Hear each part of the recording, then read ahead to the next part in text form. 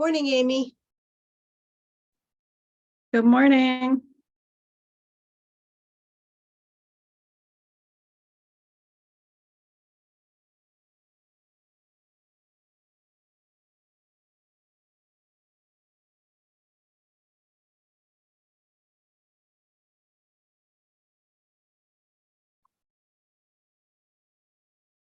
Laura, you're on mute.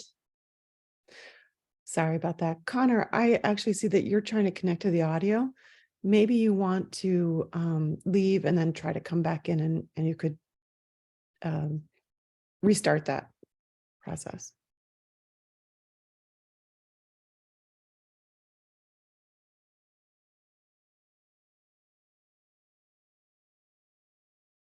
Good morning. Morning. Good morning. How are you doing today, Megan? I am good. How are you, Patty? I'm good. And my apologies to all. I can't stay for the whole time, but I saw the burn crew on the agenda, so I wanted to pop in for that bit. Yeah, perfect. I'm really glad you're here. I know John McCabe has a previous engagement, and so it's good that you'll be here.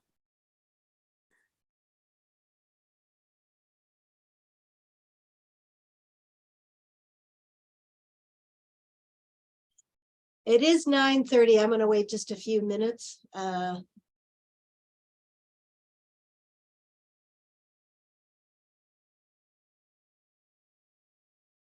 Morning, everyone. My name is Connor Wetzel Brown from Fernwood Botanical Garden, and my camera is not working at the moment. Okay. Well, I see your audio's on, so now we can at least hear you. So Yeah, wonderful. And I'm also joined by my colleague Dave Halifax, and he's the director of horticulture at Fernwood. Hi, good morning. welcome. Yeah, Glad you- welcome. Glad Nice to join have you us here. today. Yeah. Thank you.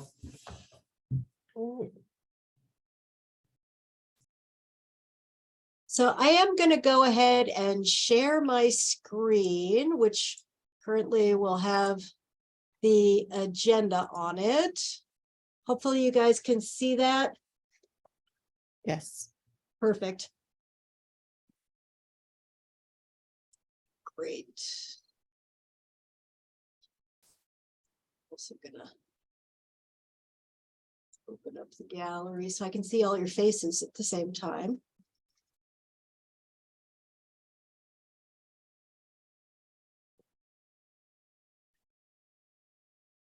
I'm just going to give folks just one more minute.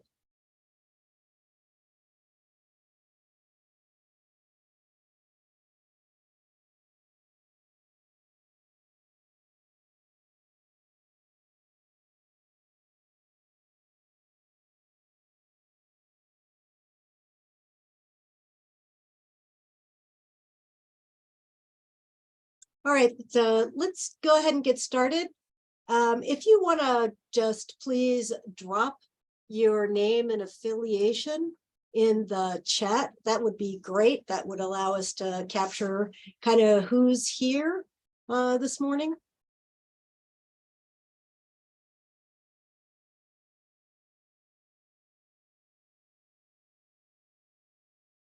And it does look like we have quite a few people here, which is awesome.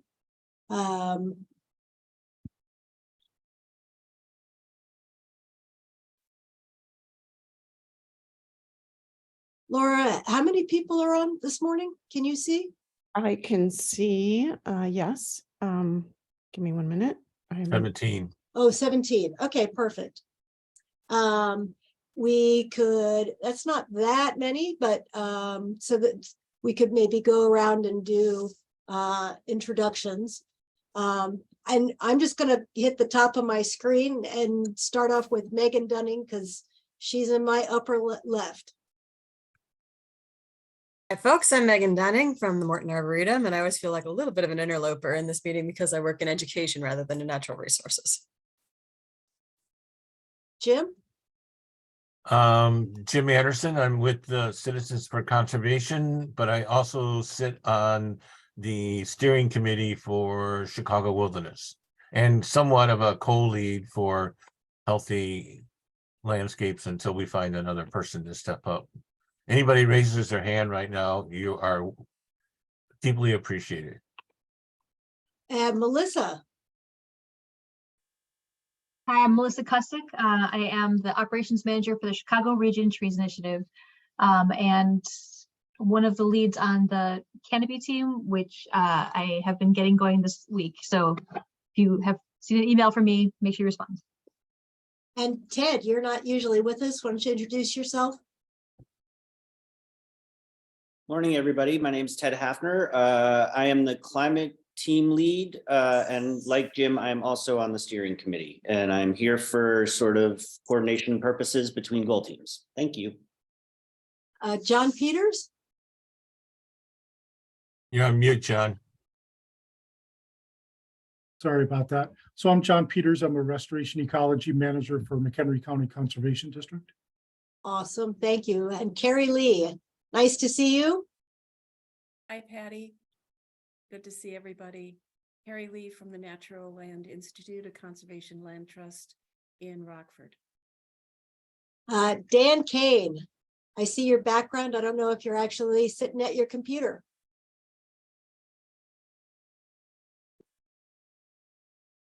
You've taken yourself off mute, but I don't hear anything, Dan. All right, well, Casey, you're next on my screen. Oh, there you are, Dan. Never mind. I'm not sure why you can't hear me. Now we can. We can. Oh. Okay. All right. Thank you for allowing me to participate in the meeting. I think this looks really great. Cool. Casey. Hi, I'm Casey Sullivan. I'm the Natural Resources Manager at Argonne National Laboratory, and I participate on a number of teams, including this one. Thank you. Awesome. How about you, Sarah? Sarah Sorose, I can see you're next on my screen. Good morning, everyone. Sarah Sorose with Open Lands. My work focuses on Lake County. Thank you for everything you're all doing. Hi, and Lisa, you're next. Oh, you're on mute though.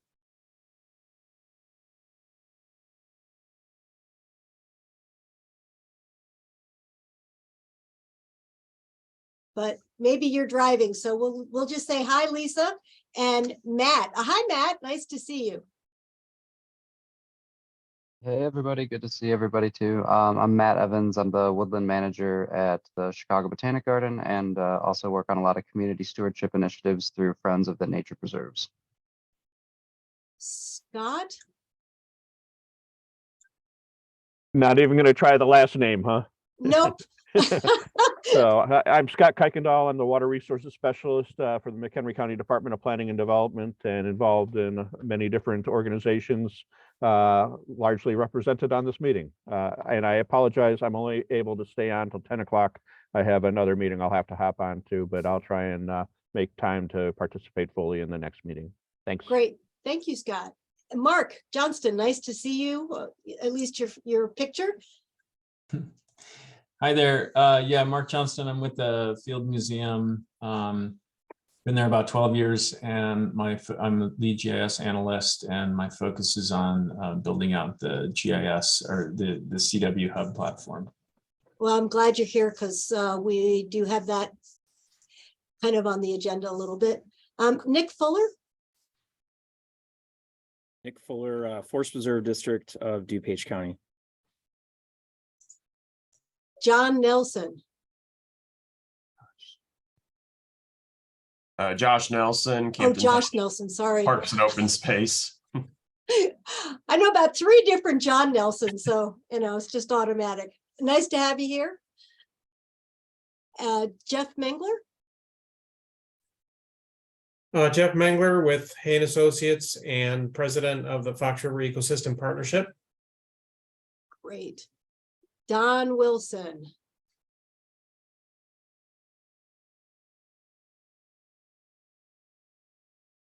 Maybe he's not sitting there. Connor, would you mind reintroducing yourself again? Just because I don't think everybody was on when you did. before. Yes, good morning, everyone. My name is Connor Wetzel Brown, and I'm the newest horticulturalist here at Fernwood Botanical Gardens. And then I'm with my colleague, Dave. Dave, go ahead. My name is Dave Helvax. I'm the new director of horticulture here at Fernwood Botanical in Niles, Michigan. Great. Nice to have you here. Eric Phillips. Yes. Hello, everyone. I'm Eric. I'm new to conservation. I've been with Magnolia Land Partners for a little over a month, and Mike Glester told me about Chicago Wilderness Alliance. So just kind of listening in.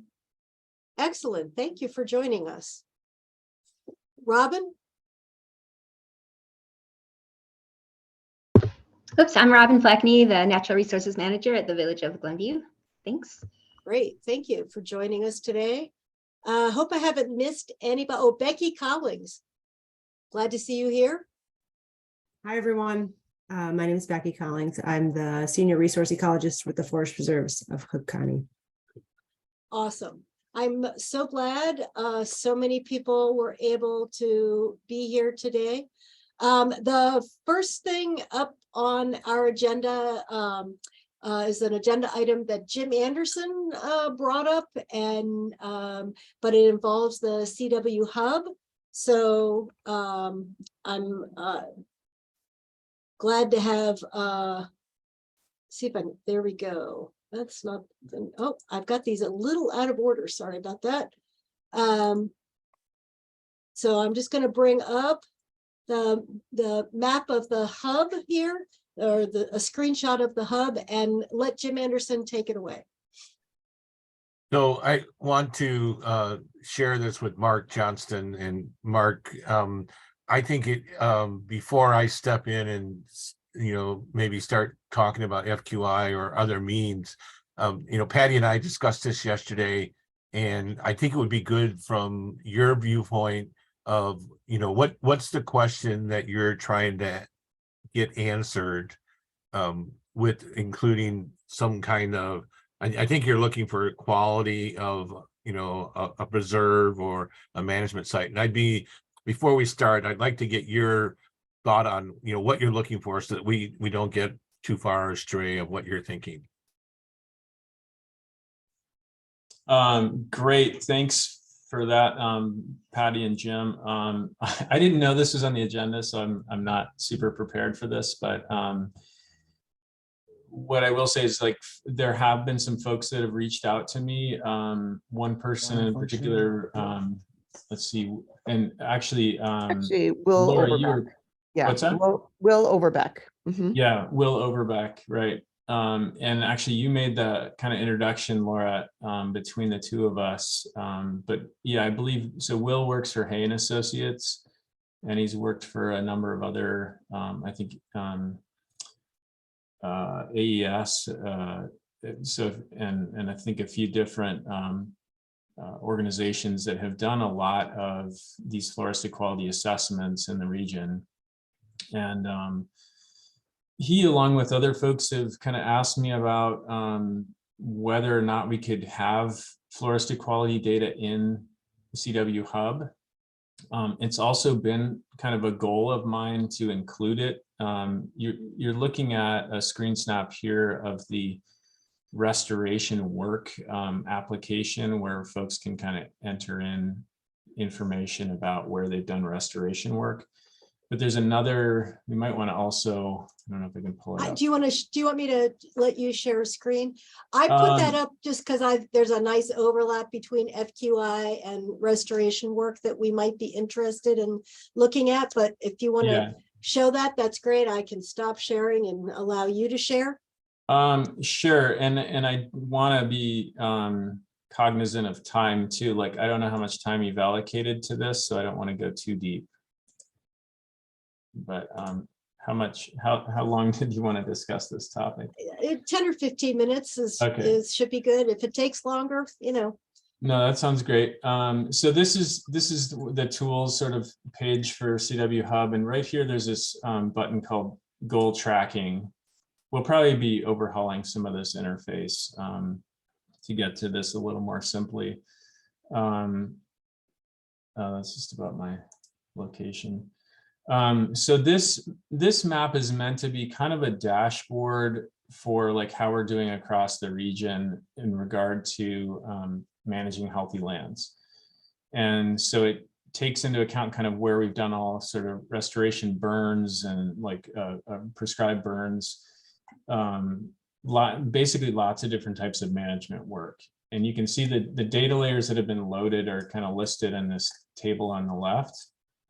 And this is a way, so for larger organizations, like a lot of our conservation districts would be able to upload their data in mass instead of using the application Patty was just showing. It should be more sort of one-off entries of data. Well, what I want to call your attention to is in the bottom left here, we've got kind of these different criteria for what a site can there are different boxes that can be checked off for different sites to sort of give us an idea of how we're doing with that chunk of land in terms of managing it. And one of the things here, so mostly what we've been talking about is this ongoing evidence of ongoing management. But there's also things like if it's an INAI site, then that's kind of considered this like independent habitat assessment. And so that checks off another box here. And then wildlife observations. So we look at, we use eBird in an automated way to see like where there's critical hotspot areas. And there's other data sets like that, iNaturalist.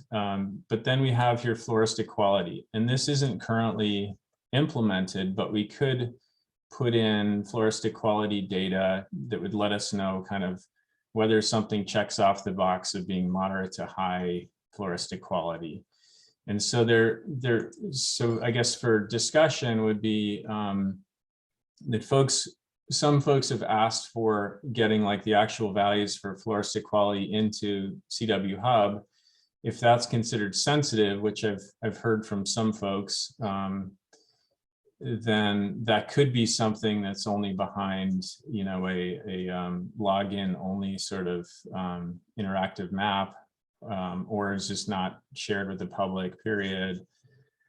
But then what we could do is maybe take sort of a distilled version of that, sort of like high, medium, low, or some other, you know, however we want to cut it, to present that information to say, yeah, there's, you know, and there's a nature preserve, or there's something here that's of quality, but we're not going to tell you it's the absolute highest quality, and that's where you go to potentially, you know, steal plants or wildlife or what have you, because I think that's one of the concerns. So I think and then this other thing about connectivity is not implemented yet either, but that's something that we're currently working on as well, to map out sort of urban wildlife corridors throughout the region. I'm going to stop sharing, but that's kind of just a really quick primer on what the thoughts are towards this floristic quality assessment data. So then, you know, I'll pick it up from there, because Patty and I have had a little bit of discussion. We discussed this at the hub meeting. And so, you know, Patty and I discussed yesterday, you know, how does everybody have the capability of creating an FQI? And I think the answer to that is yes, that we could easily get that out and be able to do that. The one thing that I think we, you know, as a former manager, one of the things I would be worried about is bringing that down to like a management unit scale. I think the map is going to get really busy. Plus, then, you know, the worries about highlighting where are those, you know, really high FQI sites. And so Casey Sullivan sort of suggested, you know, maybe a little easier way to think about it is to use the C value and to calculate out a mean C value for the parcel. My suggestion is, I think what Mark is looking for, and correct me if I'm wrong, Mark, is to, maybe we don't need to go down to the management unit. Maybe we can do it by preserve. And then if we're doing it by preserve, we're really not identifying where, you know, actual species are. And then as Mark mentioned, if we're still worried about doing mean C or FQI. We could then, say, well, based on the mean C or FQI, we could categorize them into low, medium, and high. And so that way we're not giving away any real sensitive information. We certainly are identifying a lot of the high quality sites, but we're also identifying them through the Illinois Natural Area Inventory process. If we're using wildlife observations, my discussion with Mark is to be looking at the Chicago Wilderness Priority Species for both plants and animals, the birds of concern for Audubon, those are certainly a list. Patty and I discussed plants of concern, and that's another one that gets really detailed information. But again, is there a way to instead of saying that these plants are there, one of the ways NatureServe has done it is just to sort of, it's really hidden in NatureServe, and I think they use imperiled species, but they don't identify which species it is. They just give a color code to it, and so it's not, it's not readily ascertained. But I think the NatureServe thing is just too, it's not giving us enough information. It does work on, I guess that's a raster format, a square, a mark, if that's correct. And so it's raster information. If we have to fall back to that may be a good fallback.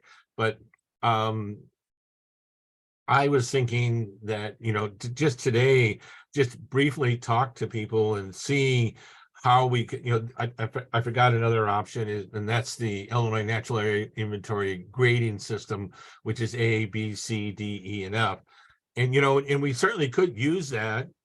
But again, then you're identifying where the grade A sites are. And so I'm just interested, there's a couple of good representatives from McHenry. Dan is here. Don Wilson works out in the habitat, John Peters. And I'd be interested in, and Nick, what's your thought? And I'm sorry, I forgot Rebecca too. And what is your thoughts on this? Because we'd like to be able to think about it, and we don't want to go down an alley that the ecological managers are not comfortable with. So I'm just open it for discussion if anybody's got comments, or Mark, if you got something else to add. So I just want to point out that Casey did drop another kind of nugget into the chat, which I think is a good one, which would be to present the difference in either FQI or mean C over time. Just providing that overview wouldn't have any sensitive information, but would give, some idea of a trajectory. And Becky, you have your hand raised. Hi. Yeah, I was just going to respond to Jim's question. I like the idea of mean C, because I think that's pretty sensitive to ecological quality, and it can be calculated, relatively easily from plant lists. The one concern I have with like INAI quality sites is some of those inventories were done, in the 70s or maybe in the 2000s. So it might not be as relevant or as indicative of like current quality, whereas I think most land managers are maybe doing plant surveys like continually and can provide an updated list more recently than when the INAI survey was done. I think also if you use mean C, you could really break it out into like, below 3, like 3 to 4, and then above 4, or something like high, medium, and low quality if you're looking for something pretty simplistic. Because there's a lot of information to back that up. Right. So those are really good points, Becky. And I like, the INAI sites were redone recently, I think maybe five years ago. And so there's no guarantee that those are going to get redone again. And some of them some of those natural area inventory sites are in there for geological purposes. And so we might have to wade through that a little bit. But I do like this idea of mean C because it's a really readily ascertained. And then what do people think about the difference between, a management unit and, let's say, the whole preserve? Well, I'm going to chime in just quickly here on that last comment, Jim. I think our sites, we don't have the really large conservation areas that some of the other larger agencies have. And as a result, finding things at our sites would be fairly easy. And I do have concern about people going in and removing plant materials and other things from our sites. I think we all share that concern, but being able to work collectively as a group, having access to information for research or projecting trends and things, I think that's extremely valuable, and we need to be able to coordinate that. So I look at this with great interest. So the other thing I'll add on top of that, this is not going to be an analytical assessment in my mind. We're not going to be able to tweak out significant differences between, 5 years ago and 5 years back and then now. I think it's more, and Mark, correct me if I'm wrong, it's more about, where are we managing sites? And I think, the higher the mean C is, or the FQI, or whatever we're looking at, would kind of indicate that that's a good indicator that management, if it's not entered into the management point, is happening on some of these sites. You don't maintain FQI without doing management. There probably are some high quality remnants that can get by without management on a regular basis, but almost all of them in this urban area do have that requirement. So I think that's one of the things I think we're trying to get on the hub, is a little better picture of, and it's just like, okay, so once we get everything on there, then we can say, well, we're, one of the Healthy Landscapes is talking about trying to, manage as much lands as we can. So if we can show that, out of the number of acres that we are currently in Chicago Wilderness, that we're managing 10, 15, 20% of that, that gets us to an answer, and it can be a dashboard item. And, and if we start collecting information, the way that technology works today, we can really start getting into who's collecting it. So if it's the Friends of the Illinois Nature Preserves doing it, or another volunteer group, we can tweak out, that aspect. Is it a management agency? Is it private homeowners? And so I think, this concept is just like, what can we get out there that everybody's comfortable doing and is easy? Because I know everybody's busy. I'm retired, and so I don't feel that same pressure, but I know everybody else is busy, and so I don't want to put something on your table. But I also want to say that Mark is working on the hub, and there's ways that you can interface with it. Your GIS people can interface with it. He's made it really easy. If you're your GIS specialist for your agency, there's a avenue that you can get in to actually download data quickly and, in a big bunch, instead of entering site by site. And I would communicate with Mark. I think he put the link to the site in the chat. And so I think Mark is probably looking for data, from either the management side or what we're talking about today, just to get the hub populated and start to see how it's coming out. And so I would highly encourage everybody here that's a manager, that you work with your GIS people and think about working with Mark to get information into the hub, so that we can start populating it and start testing our theory. Are we doing the right thing? Patty, go ahead. Yeah, so I have a question for Mark, and that is, you know, when you're saying FQI or even mean C, are we talking about like that, you know, just giving the number for a management unit or for preserve, or are we talking about actually uploading species lists and then the GIS would do that, and then you would actually, the GIS system at the hub would calculate that for us, and then you would just visualize the summary, you know? So Yeah, that's a good question. No, I did not have that in mind, that we would go that robust to have species lists uploaded. We're just looking for like the raw numbers essentially. okay. And so part of the question to the group would be if folks were uploading these raw numbers, like I think we'd probably want to look at ideally like richness and yeah, maybe mean C and maybe, I don't know if we'd want mean C with or without you know, invasive species, you know, or non-natives is what I should say, sorry. Right. But maybe we're talking about, you know, 3 values or something that would be associated with either management units or these or the entire parcel or land area.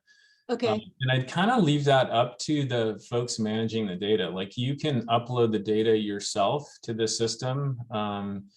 So I think we've probably looked at that before, but on the main page, you can join the site. You can create an account if you don't have one. And then you can upload data sets through the upload button also on that main page. We could look at that, but I also don't want to use up tons of time. But yeah, so you could upload your own data. You could decide if you're uploading those floristic quality assessment values, you know, but what the units are that you want to use for it. I would like to see it more granular at that management unit, but if, you know, people aren't comfortable with that, that's okay. What we don't have in place yet though is like, so we do have in place that you can say this is a sensitive data set, you know, don't share it with the public. But then how do we want to share the data? So do we want to say, like what Becky was saying, values above or below 3, label those as, you know, high, medium, and low, those kinds of things. Right. So that'd be great to figure out. Okay, cool. Thank you. And then Nick Fuller and John Peters. So Nick, you first, and then John.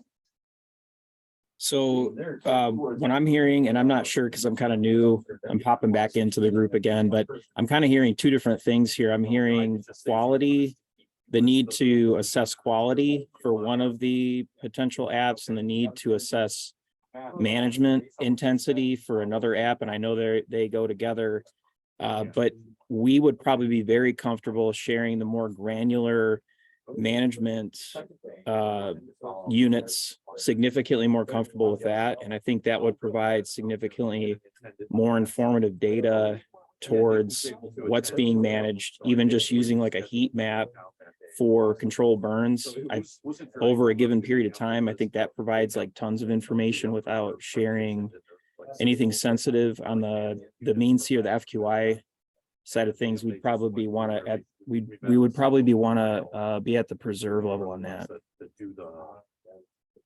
Great. Thank you. Thank you, Nick. John?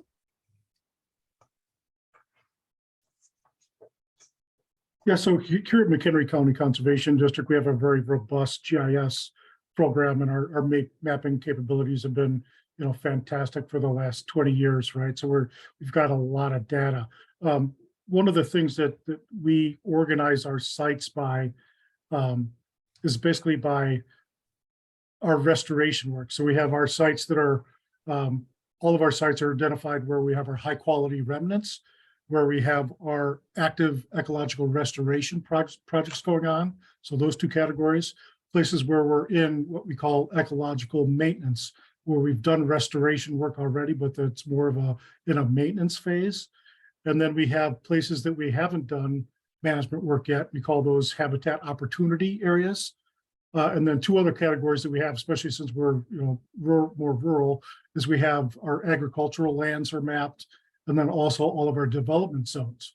And so if you have those 5, I think it's 5 or 6 different categories mapped, you get an excellent snapshot of where your high quality remnants are, where you're actively doing your restoration, and where you've done restoration in the past.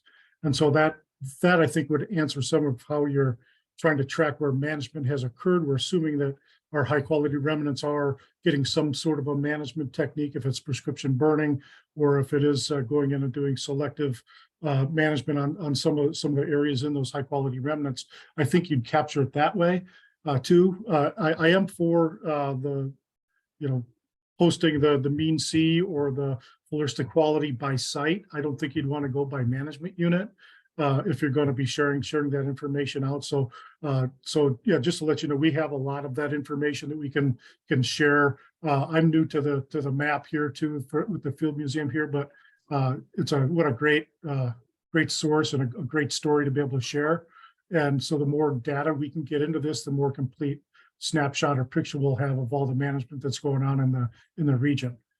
So those are the kind of my ideas of how we have our land classifications, where we're dividing up where we've done our work, where we're in maintenance, where our ag is, all of that stuff, and have that available. So that's a suggestion. Yeah, so I just like to follow up on that comment and Nick's comment, and back to Mark. So we could do mean C by management unit and keep that private, and do the heat island kind of thing on the public page. And so then Mark would have some information to be a little bit more specific and maybe be able to do better data tracking. And so I think that might be an answer to some of our sensitivity to information. And so, sorry, Bob, I cut into you, and go ahead. Oh, I'm sorry. I just wanted to comment. This is Bob Fisher from the Bird Conservation Network. That many of you know that we have this very large database of breeding bird monitoring data across the region, and that we are currently working on, I guess I'll say, an app, to use the term generically, to see if we can be more granular in the use of that data to drill down to individual locations, preserves, species types, habitat types, and so forth. And frankly, we would welcome any help or ideas on how effectively to do that. Obviously, that database is available to pretty much all of the major natural lands managers across the region. And it certainly is true to say that the birds can be used as an indicator for effectiveness of techniques or whatever.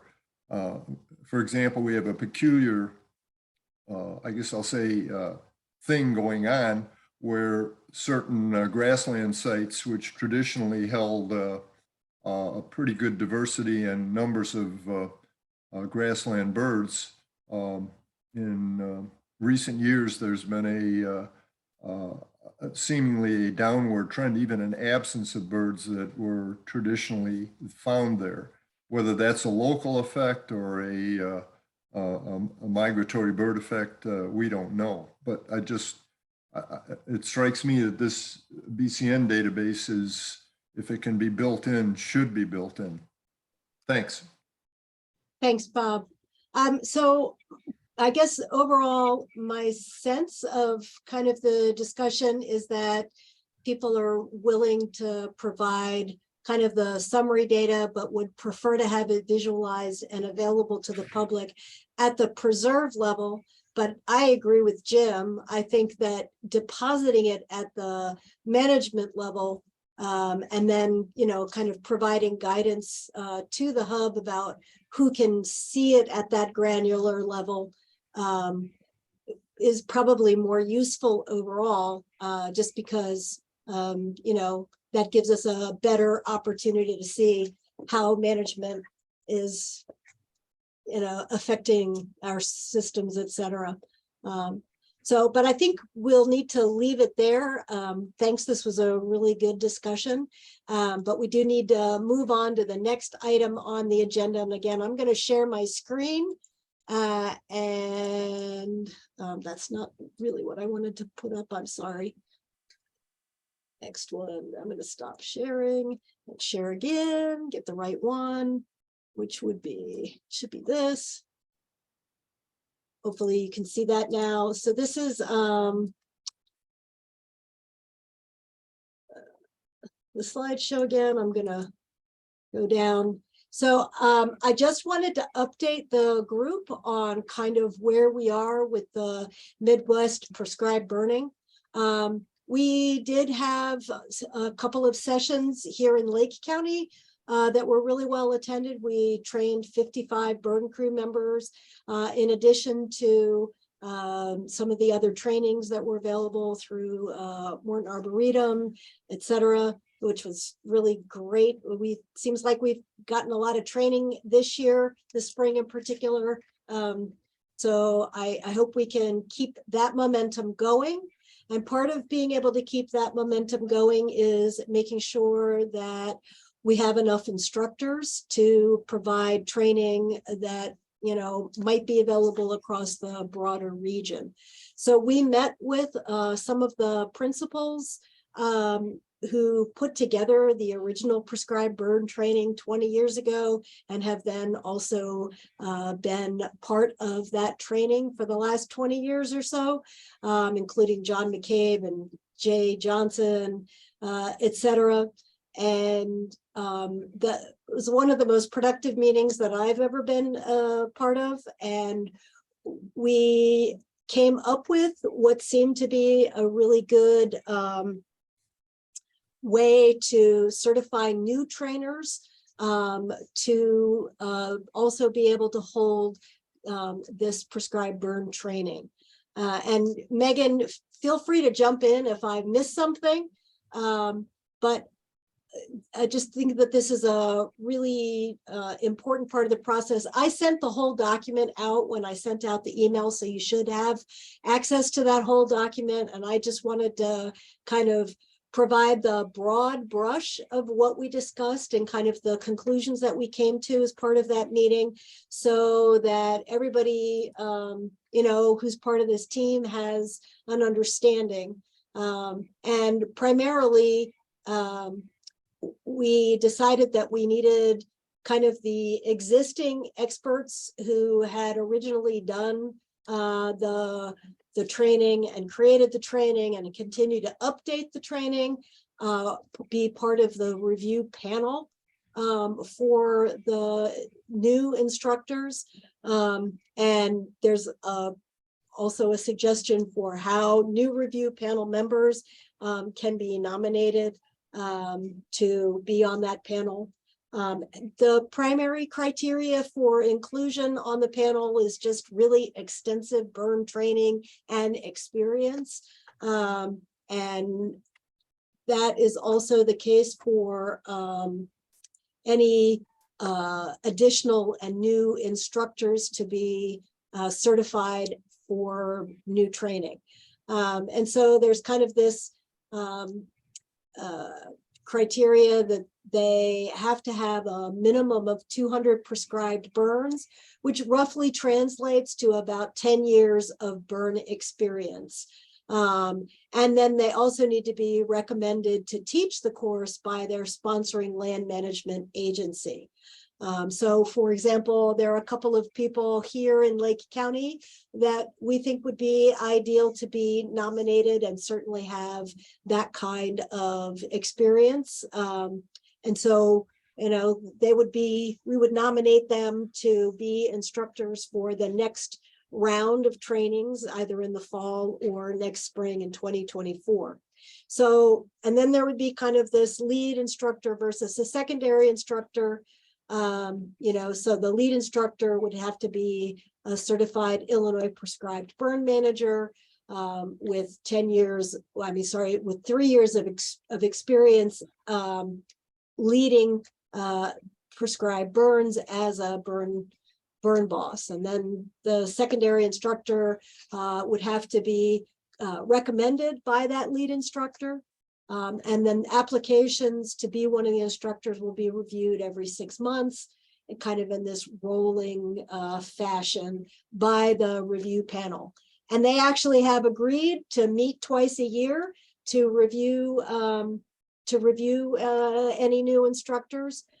which is really generous considering, you know, that it'll be a fair bit of their time. And Ted, you have a question? Yeah, thanks, Patty. My question is, given the capacity issues that we all seem to have, I'm wondering how, and those requirements, which to be a trainer seem to be a pretty high bar, given the amount of job movement, right, skills change, all that.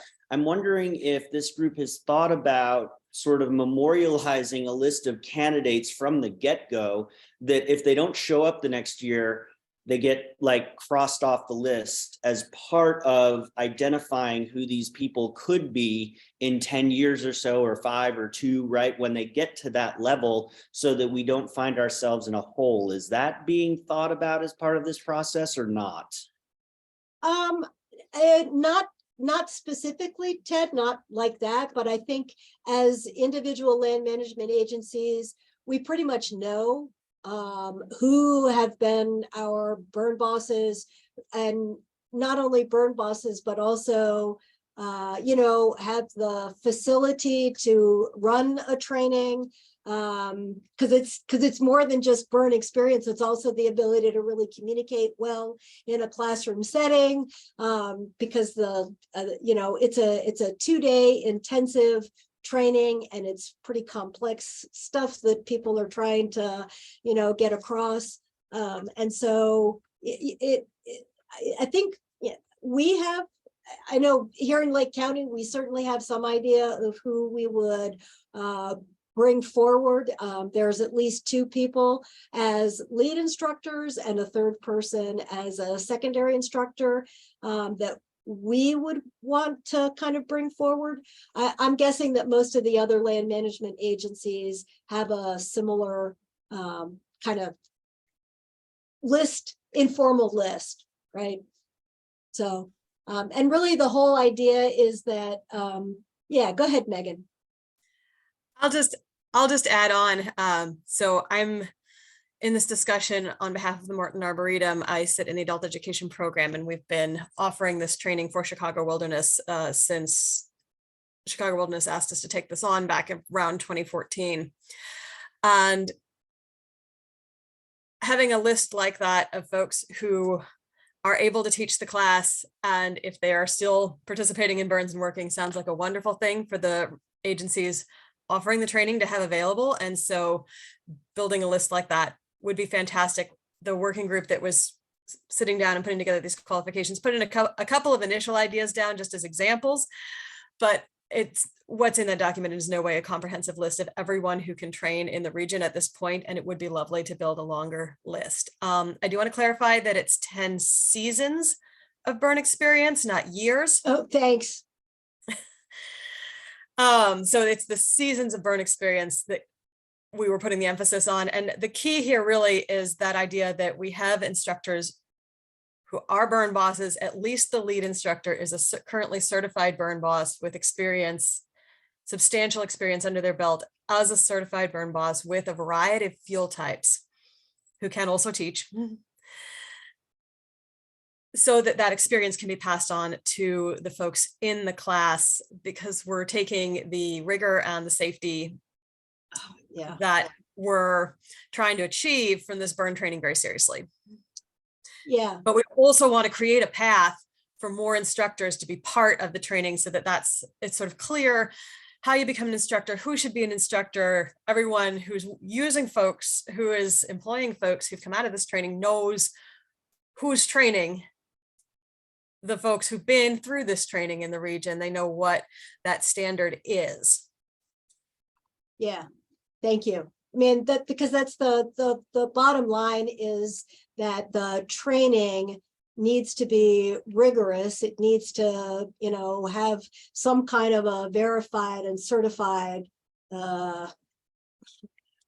instructor because of the potential liability. So far, many, if not all, land management agencies will accept this prescribed burn training as kind of equivalent to the the NWCG S130, 190 kind of training. And we want to make sure that that continues to be the case, because, you know, it is the kind of the fundamental training, the first training to be a burn crew member. So yeah, and that was just a huge piece of the discussions that we had. So thank you, Megan. And I do think that it is a reasonable review that we have for some of the people. I don't know that we'll, you know, have more than, I don't know, half a dozen people in any given year want to become certified trainers. So hopefully it won't be too onerous for the review panel itself. But I'm just looking for a sense of the room here, because I want to be able to take this to the executive council for their approval. So, you know, feel free to raise a hand if you think that this is an okay way, or yeah, thumbs up or whatever. Those of you who are not on screen, just either drop something in the chat, or, you know, raise your hand on the reactions button, just so that I can see kind of, there we go. Awesome. Thank you. I like it. All right. Okay, so my next step then will be to take this to the executive council. Yep. Steering committee. Steering committee. Thank you. Steering committee next week, and then executive council is now 3 months away. So, Okay, but so the the steering committee, you know, just so that we get it through all the hoops that we need to make it be official throughout the organization. Cool. Thank you. Can I add one thing? Everybody that's working on this, congratulations. Very good, very good. I have been talking to a couple of people who have taught it, and there's thought, and I think Megan and other people are working on this, of maybe thinking of updating the Midwest Ecological Prescription Burning Program slideshow, making sure that there's new slides, making sure that there's, I hear there's one mistake in there. And so I think that's something that we also should be thinking about. And I see Megan smiling and shaking her head. So I think it's already being worked on. So, you know, that was created by my wife and I several years ago. And so when she was at Christopher Burke, it definitely needs to be updated. Oh, it's been way updated. Well, good. Yeah, good. I will say that presentation has been updated on an ongoing basis over the years as we've been teaching the class, and John and Jay have been sharing it with other trainers who are teaching the class so that we can all work from good information. So has that been put on like the Chicago Wilderness webpage? No, I don't think it has yet. Okay, so that let would us be know my who. suggestion, to work with Laura here, and Yeah, that would be me, Megan. yep. And John, John, Yeah. you had a. Yeah, I just wanted to add where we kind of are in the process of the actual slideshow, or the teaching component of it, is that John McCabe and Jay were going to work on key slides that have to be included, and then also provide places where we could tailor the not really the information, but the videos, the maps, and tailor them to your own specific agency. And so that's the process that's going on now. I'm not sure where they are in that process of identifying those key slides that have to be in the program to be taught. And then we're going to be able to kind of tailor the excess content, or the teachability of it, and apply it to your own agency. So that's a very exciting thing. And so what we want to do is basically have that standardized training throughout the whole entire region, and make sure that it's consistent. So that we're in that process right now, or I should say John is. I've put my email in the chat in case anyone wants to send on additional feedback, since I'm sorry, I have to scoot off, but also if folks are very, very excited about discussing other issues around supporting volunteers and training for volunteers. I am also the lead for the stewardship working group that works for this committee. So please feel free to reach out to me or to Kelly Schultz, our new co-lead for that group, about becoming part of that discussion. Great, thanks, Megan. Okay, so we have about 35 minutes left, and I would like to just move on and talk about, I'm going to share my screen again.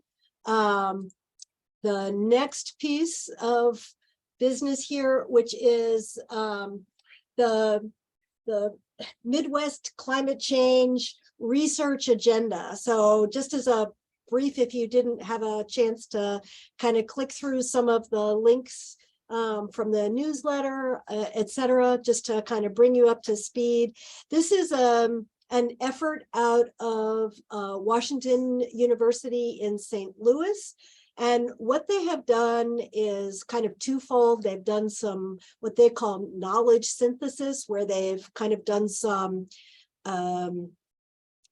literature review of the climate change literature to try and figure out what research has been done, what's been established, and really with an effort to looking to do kind of a gap analysis. What don't we know in terms of climate change? And there are, I think it's 6 different working groups that have, or subgroups that are working on different aspects of this. And Ted, please feel free to jump in because if I miss something. So there's the group that Ted and I have been working on, which is the biodiversity and ecosystems.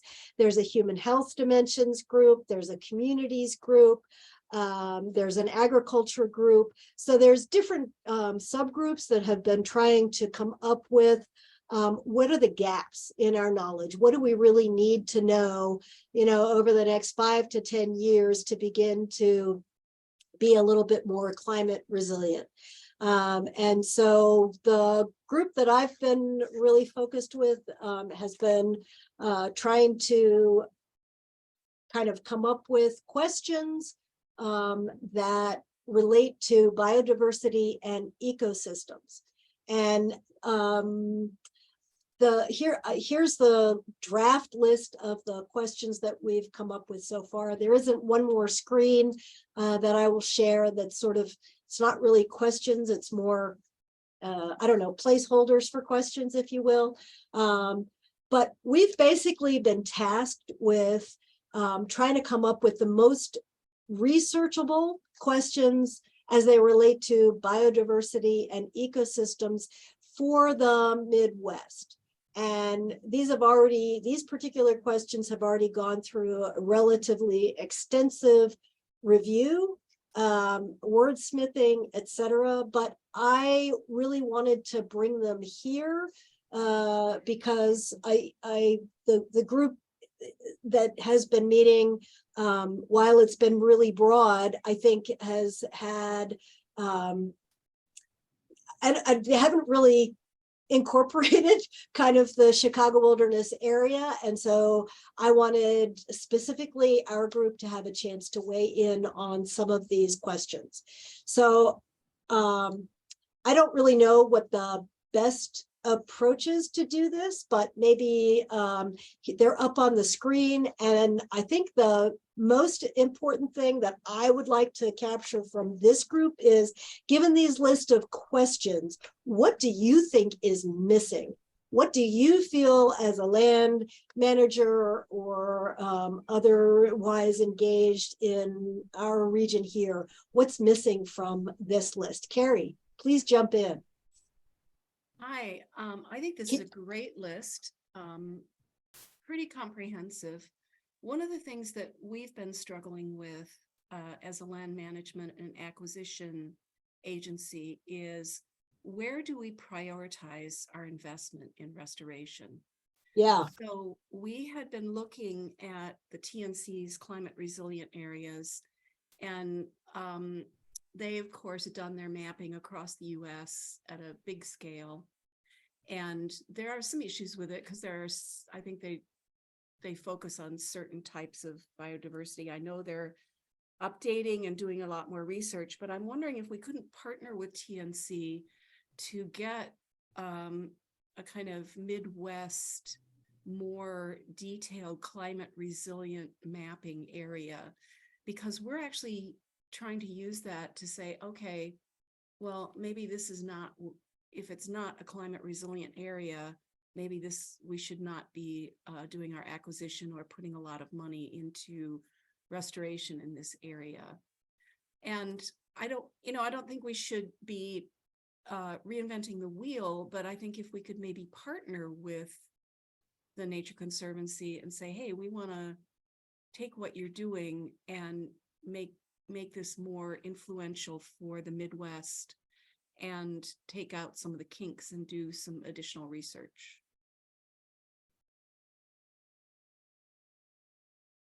Okay, I think that's a really interesting suggestion.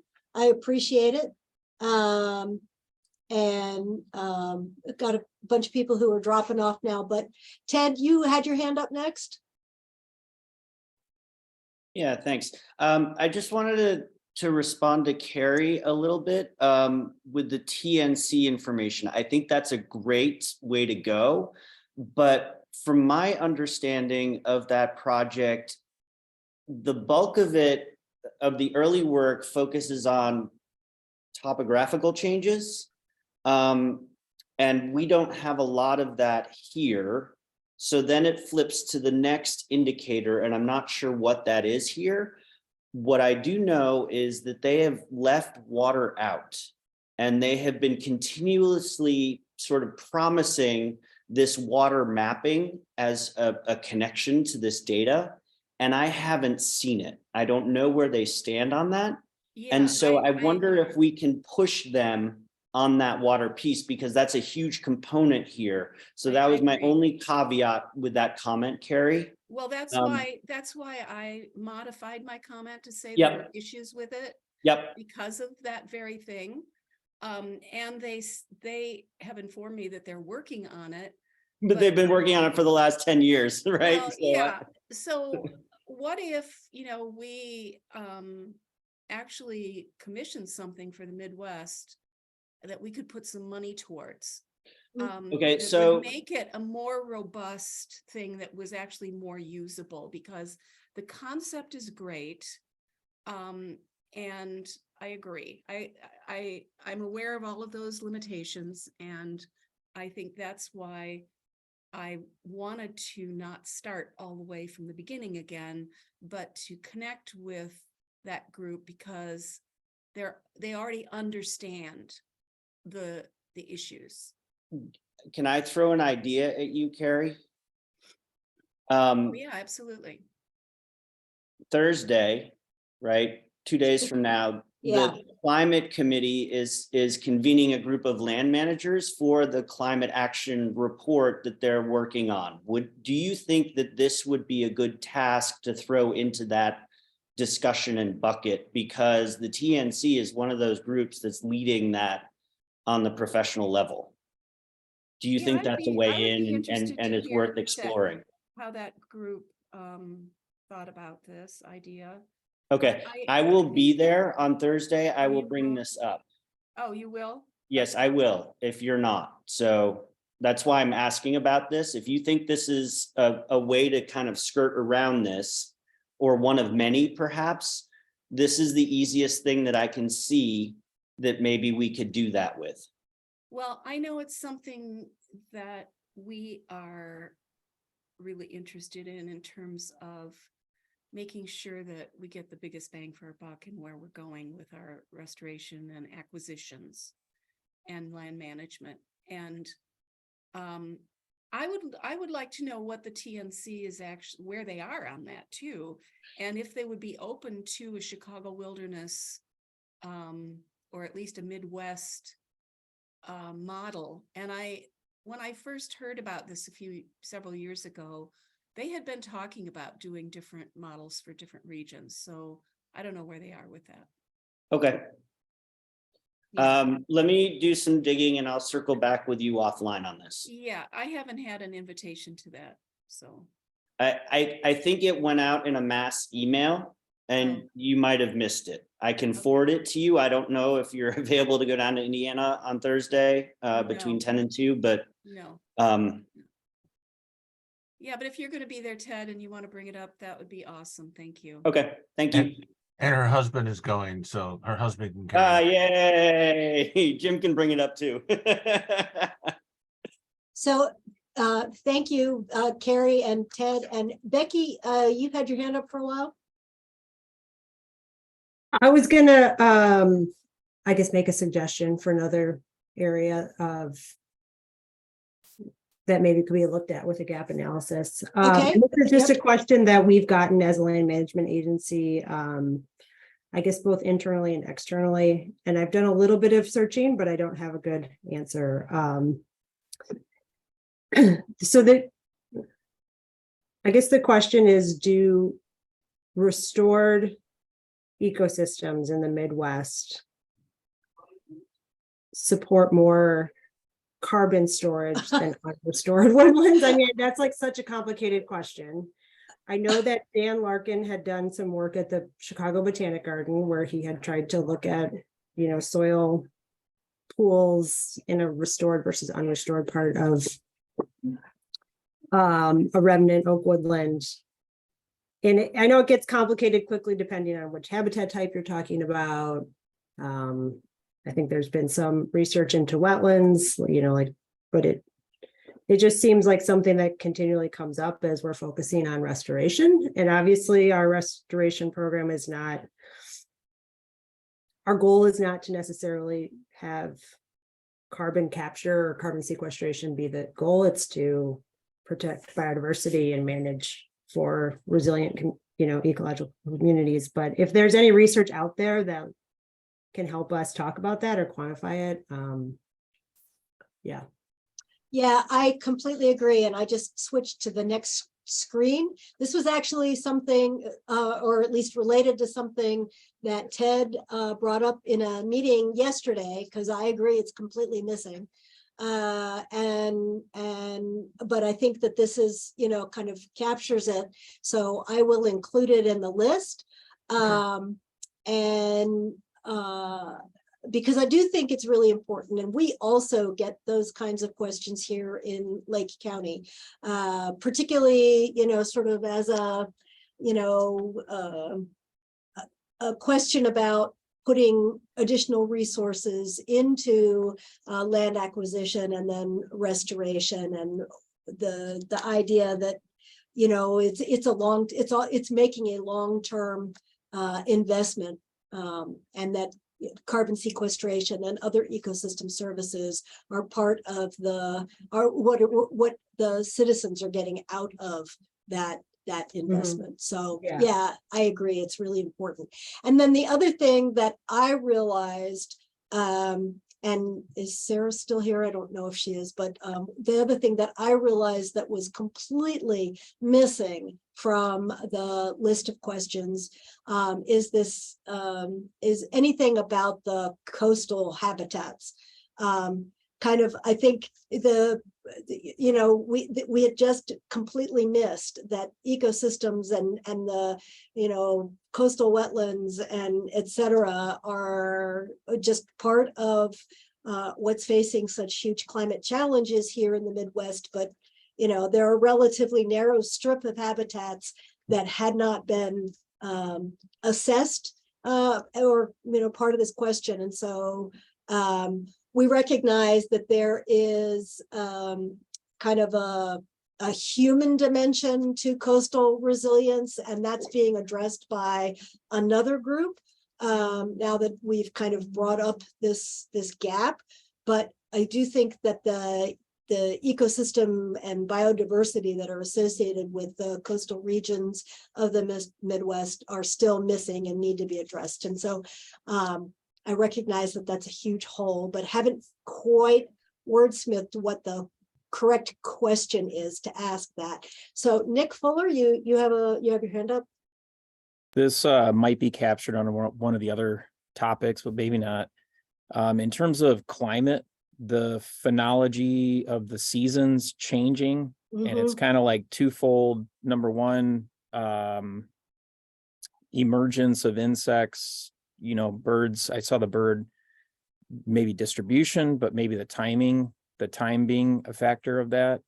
And then the second part of that would be, you know, fire is our biggest management tool. Is it skewing our ability or changing our ability to use that as a tool. Right. Yeah.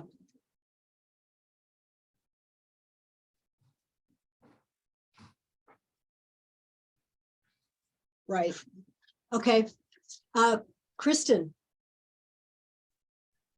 Hi, I just wanted to note that I put in the chat links to two of the USGS tools on climate vulnerability in the Midwest that are watershed based. The first link I put in is the tool that exists now, but it's actually under revision for a 2-year project that started last year through USGS, and that is like multiple partners across the whole Midwest scale to make a dashboard for vulnerability. So you can put in kind of your location and see if it's a vulnerable landscape or not, based on the number of different models, hydrological, vegetation, otherwise. I know that these are kind of the tools that are just, there's a lot of them out there and it's hard to figure out which ones work and which ones are useful. But if anybody wants to like tool around with these, I would really love for us to be able to give them feedback, because I know most of those people working on them. And I think what we're talking about here is that somebody else can do the thing, then we can put it into action and see if it's working. And then we can tell them, like, this is what's not working. And so I think that would be a great link for this group. Great, thank you. And So this is Jim Anderson. Yep. Kristen, I'd like to follow up. You know, it's a great tool that you put up there, but the US EPA also has the Healthy Watershed Index, and that looks at both the vulnerability and what's the other word I'm looking for? Its current status by HUC 12 watershed. And I think that's kind of what this assessment, the first assessment tool, might be built off of. And so that's another aquatic resource. But again, going back to what Patty said, it doesn't address Lake Michigan, which we should be doing. I'll drop that link in there for everybody. okay, cool. And one more thing, I'm going to drop the first link is a tool that the Chicago River, Friends of the Chicago River and Public Lands did. And this tool is something that Natural Solutions tool that was demonstrated to the hub team. And so it's a good tool to everybody to take a look at and assess it. And if you got any questions, I think Amy at the Friends of the Chicago River is very interested in feedback about this one. And so this one has a lot of information about vulnerability, going to inclusion and equity and areas of greater need. And they did a really good job. You know, they just brought it out. I encourage you to play around with it. You can't make a mistake. You can't ruin it. And just see the information that's in there and see if there's any added comments. But this could also help us identify areas of climate change impact. Right. Thank you. So Jim, are you suggesting that climate change, identifying climate change impact?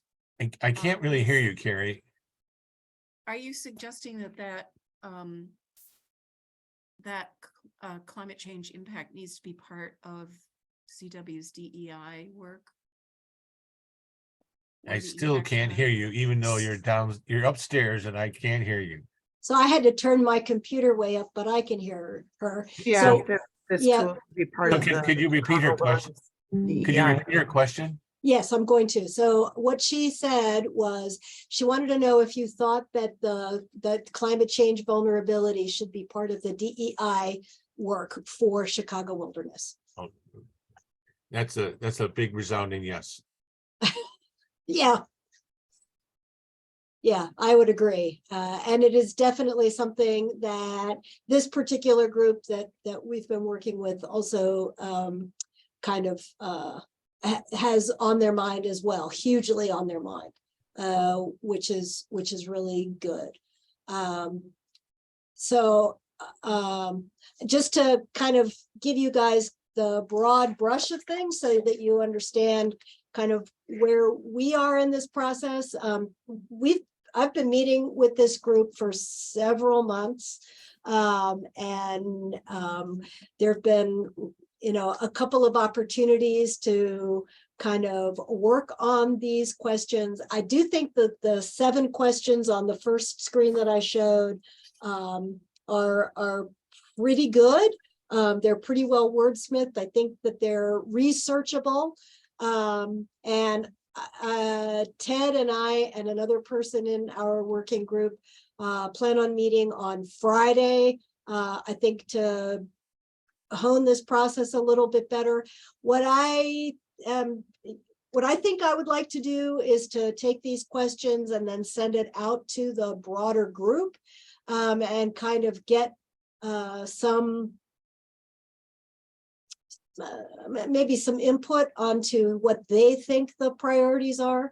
So we've been tasked with getting this down to a list of 4 questions, which I think is probably too small of a list, but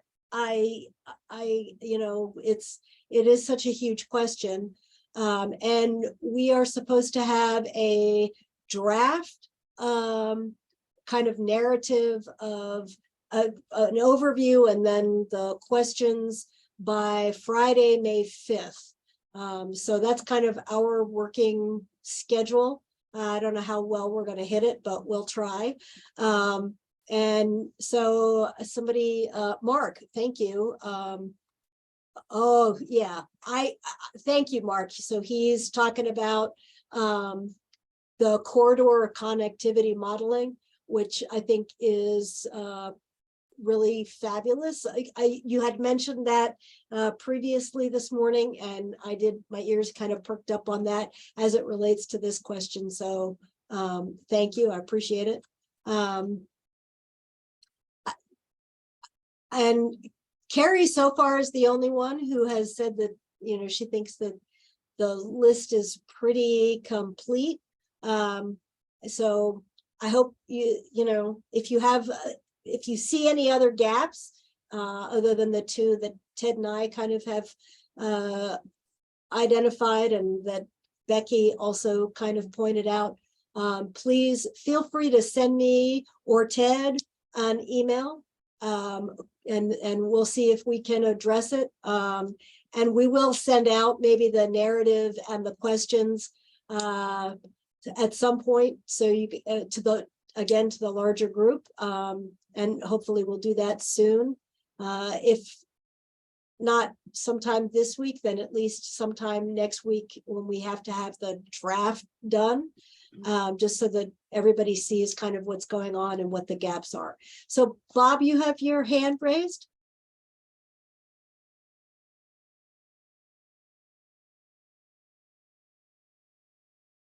Sorry about that. A very specific question. Is there a research plan or an ongoing research effort within the context of migration corridors? I'm specifically talking about the observable, if you will, disconnect between insect emergence and bird migration. And I think I know the answer to the question, but I don't. So I guess I'm asking, is that, how can that be studied, and is it being studied within the broader context? Yeah, I think that there was a previous suggestion that maybe that's missing with the phenology of the seasons, with the insect emergence and fire. Also, I don't, so on question number 2, when we're talking about extreme weather events and migration, I think we had really been thinking about larger species migration across time, as this distribution of those species might respond to climate, not necessarily annual migration, and the emergence of insects and how birds are using those resources, and the same type of mismatch, that's a potential for mismatch that occurs between insect emergence and flowering plant emergence. That second one, I know there's active research going on. I don't know if the same is true for birds, but it is a larger question. So I'm just going to flag that and add the word bird to my notes and migration. Thank you. Yep, I think that is kind of important. And that's, you know, part of the facility of this is that, you know, every person who sees this list, they have their own perspective, their own research background, et cetera, that kind of informs the list. So that's why I think it's really important that we all weigh in on it. So Ted, you had another comment? Yeah, I was just looking in the other tabs of that spreadsheet, Patty, and I didn't see insect phenology mismatch in any of the other tabs, except for maybe in the ag tab with an invasive species component. So okay. I think it's safe to say that that's not represented anywhere else, Okay. but I'll do some digging and I'll let you know by Friday. Okay, perfect. Thank you, Ted. And Jim, you had a comment too? Yeah, so I'm just looking at your list and I love it. The only thing I want to, you know, that we should be mindful of is that all of this takes time and a commitment to, you know, actually research this. And so I think that's, you know, that should be a big point that we make, that, you know, we've gone through a really wet year, we've gone through a really dry year, we've gone through a year where you know, a weather front set right over Chicago for most of the spring migration. You know, how do those yearly things get tabulated? You know, we can't just look at every 10 years. We really do need to catch those annual changes and see. And so it's a really commitment to time and, you know, someone having the capacity to do this. So I think that's an important concept overarching all this.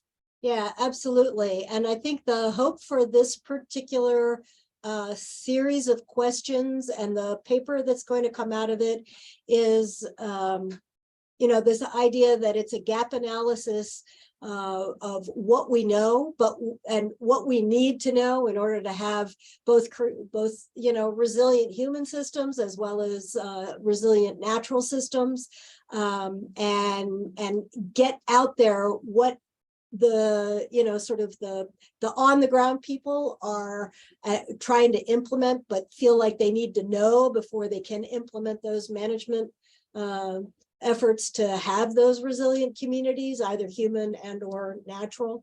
And so this is kind of a place where researchers can, you know, it's a call to do research to help us really understand what we don't know. So I think that's kind of the overall idea. And yes, you're absolutely right. All of these are really time consuming and really potentially quite expensive research efforts.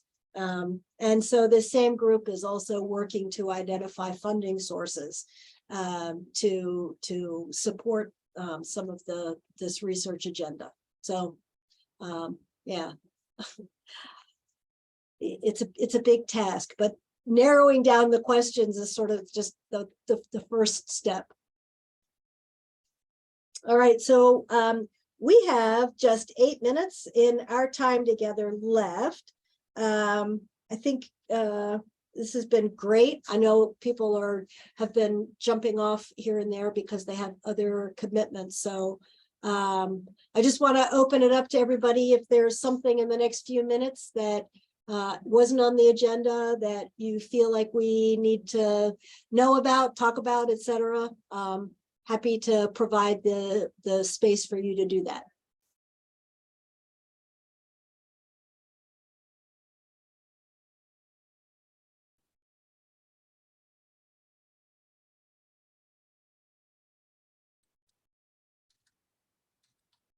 Well, nobody's jumping in. Yep, Kristen, awesome.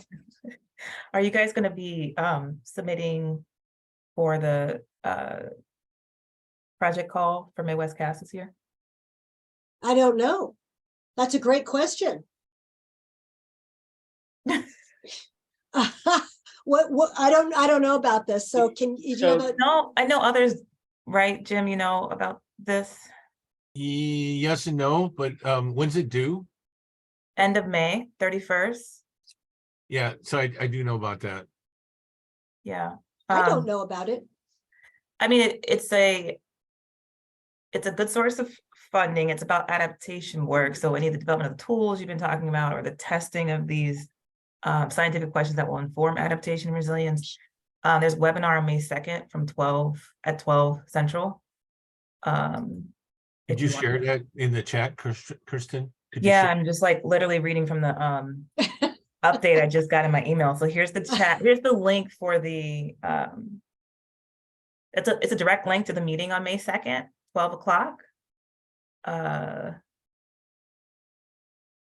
Awesome. They have a list of priorities. I need to find like here we go. Here's you would have to apply with somebody who's in the consortium. I don't know, I think some of you at TNC's in the consortium, there's people, but I just found the link for the project solicitation guidance, but they have a list of priorities that you can apply under, you know, different areas. And there's so many cool, I think, crossovers between this work and that, especially because they need to get more into urban areas.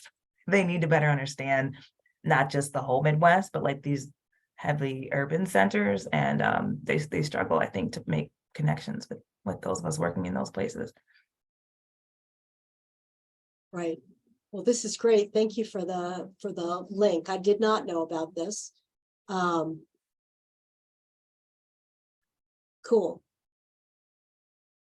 It may be that the other folks that we're working with do know about it. But Ted and I will make sure that we bring it up to the group when we meet, I think next Wednesday, not tomorrow, but a week from tomorrow. Kristen, the focus so far has been on generating the questions and getting the downstream. We have no idea what the upstream plans are, although we do know that it's just a call to get universities on board to find out what these gaps are. So that's all I've heard. Yeah, and I'm thinking about it from the perspective they are also essentially Midwest Cats doing similar thing. And so there's universities that you guys probably have partnerships with, and you want them to do the question. You want to be answering the question too. So that's kind of this like big speed dating process. Who's going to do the research? Who wants to help advise? Because the important priority is for there to be partners that are application based, like practitioners. Right. And that's what is like, and you know, there's so much in mass here in Chicago Wilderness Alliance, but that research gap part is really critical too. So this is, to me, this is a very narrow like part of the big problem, but it's a strong overlap between what you're talking about here and what they fund. So right, perfect. Thank you.